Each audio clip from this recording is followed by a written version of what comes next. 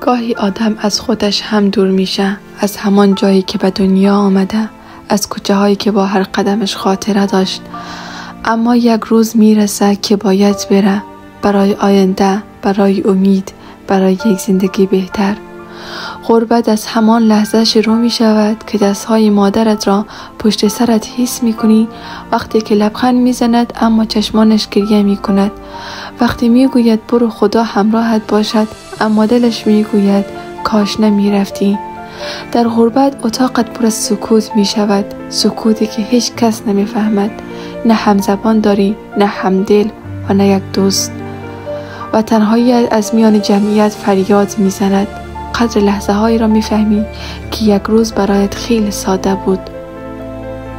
چای عصرگاهی با خانواده، خنده های بیدلیل خواهرت، یا صدای مادرت که می گفت دخترم غذایت سرد می شود.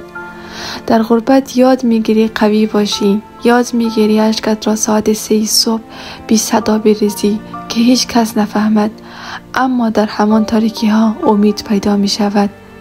امیدی که از چشمان مادرت به دلت مانده، امیدی که هر روز می گوید تو برای یک آینده بهتر مبارزه می کنی، ادامه بدی. دوری خانواده درد دارد، اما همین درد است که تو را می سازد، بزرگ می کند و به رویاها نزدیک می کند.